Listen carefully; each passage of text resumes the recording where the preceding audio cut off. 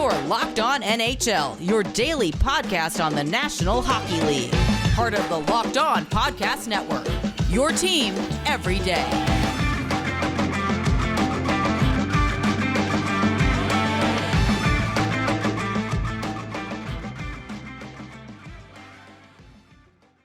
Hey there, hockey fans. Erica Ayala here for another Women's Hockey Spotlight, and we are going to be talking about the IIHF Women's World Championships happening in Brampton, Ontario, Canada.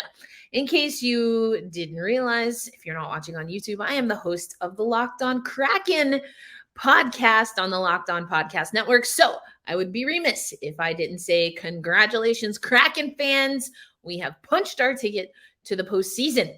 But let's talk about Women's Worlds in Brampton, in the GTA area, and Canada looking to get a three-peat gold at the IIHF World Championships. Now, let's just take you back. So, of course, 2020 was canceled because of COVID. In 2019, the U.S. took gold and Finland took silver. Canada got bronze. That was the first time Canada got anything besides gold or silver in the IIHF tournament. And you know what? Michael Jordan style, I think they took it personally. And they won the last two championships, also won an Olympic gold medal in there, and are looking for the three-peat. They have Natalie Spooner back after having her first child. She scored in their opening game. Sarah Nurse has been a revelation, and they have some young talent as well. Though the United States has finally also gone younger. We saw Erin Frankel get her first game in the tournament already, as the United States has played one game. They'll play later today. And, those still are the two powerhouses. Finland is probably top three, but you have to worry about Czechia, Germany, and Hungary now playing in the top division. Not the more likely contenders for a medal, but are very competitive and are fun. We're seeing so much fun. Everything from rock, paper, scissors between France and Hungary to decide who gets to leave the ice first, to Hungarian fans just having a blast in the stadium. This is a young tournament. The average age for most teams is about 23. Actually, Canada is one of the older teams. And so we're going to see 16-year-olds, 17-year-old, 18-year-olds that we saw at U18s in the last handful of years competing at the senior level. Japan is a really great team to keep eyes on. They've been in this top tier for a while, but they also are much younger, and they've gotten faster, stronger skaters, which means that offensively, you're starting to see them really perform in a way that we haven't, not at least consistently, over the last handful of years. They were able to take Team Czechia to overtime. Czechia won bronze, their first bronze medal at the 2022 IIHF tournament.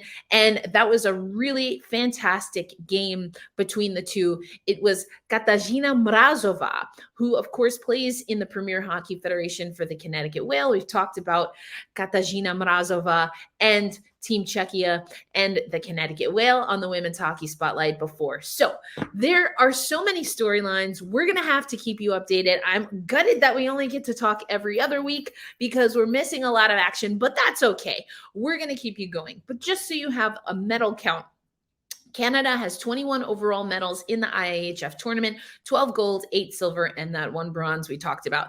The United States has 9 gold, 12 silver, and then Finland has the most bronze medals by and far, 13 bronze, 1 silver, still looking for their first golds. Now, a team to maybe be a little bit concerned about, and we talked about this before on the Locked On NHL show, both for the Olympics and of course for World Championships last season, but is Team Sweden.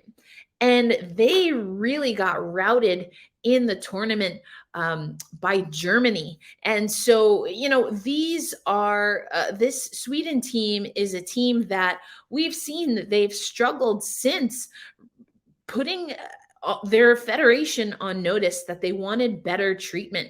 And so Germany got that win yesterday, 6-2 over Sweden.